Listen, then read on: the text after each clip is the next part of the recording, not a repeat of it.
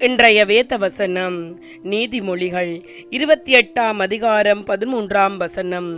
தன் பாவங்களை மறைக்கிறவன் வாழ்வடைய மாட்டான், அவைகளை அறிக்கை செய்து விட்டு விடுகிறவனோ இரக்கம் பெறுவான்.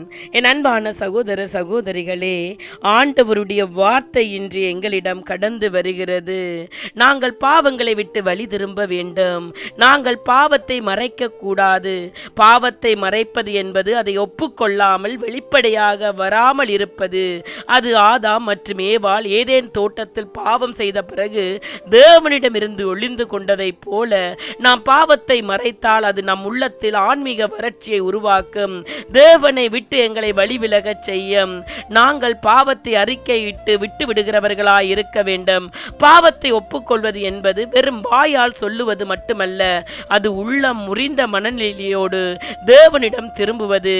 அதை விட்டு விடுதல் என்பது அந்த பழைய பாதையை மீண்டும் தொடராமல் நாங்கள் புதிதாய் பிறப்பது. தேவனுக்குள்ளே நாங்கள் புதிதாய் பிறக்க வேண்டும். 1 யோவான் 1ஆம் அதிகாரம் 9 நாங்கள் வாசிக்கும் போது நாங்கள் பாவத்தை விட்டு வழிவிலக வேண்டும். நம்முடைய பாவங்களை நாம் அறிக்கையிட்டால் பாவங்களை நமக்கு மன்னித்து எல்லா அநியாயத்தையும் நீக்கி நம்மை சுத்திகரிப்பதற்கு அவர் உண்மையும் நீதியும் உள்ளவராய் இருக்கிறார். நாம் பாவம் செய்யவில்லை என்று சொன்னால் நம்மை நாமே ஏமாற்றிக் கொள்ளுகிறோம். நமக்குள் உண்மை இல்லை. தேவனை பொய்யராக்கிறவர்களாய் இருக்கிறோம். தேவனுடைய வார்த்தை நமக்குள் இல்லை.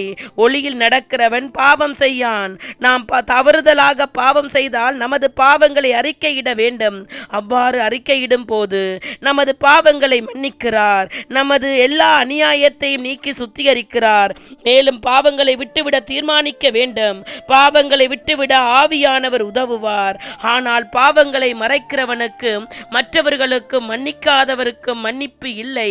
எனவே பாவத்தை விட்டு மனம் திரும்ப விருப்பமில்லாத பாவ அறிக்கை பயனற்றது. எனவே முழுமையாக மனம் திரும்புங்கள். பாவத்தை ஒப்புக்கொள்வது நம்மை மன்னிப்புக்கும் சுத்திகரிப்புக்கும் கொண்டு செல்லுகிறது.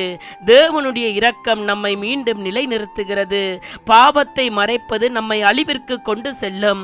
ஆனால் பாவத்தை ஒப்புக்கொண்டு விட்டு விடுவது நம்மை புது வாழ்வுக்கும் ஆசீர்வாதத்திற்கும் கொண்டு செல்லுகிறது.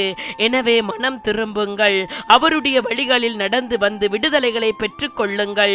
அவரே விடுதலை கொடுக்கிறவர். அவர் உங்களையும் உங்கள் சந்ததிகளையும் பெயர் சொல்லி அழைக்கிறவராய் இருக்கிறார். தாயின் கருவில் உங்களை நினைவு கூர்ந்திருக்கிறார். அவருடைய வழியில் வந்து விடுதலைகளை பெற்றுக் கொள்ளுங்கள். அல்லேலூயா.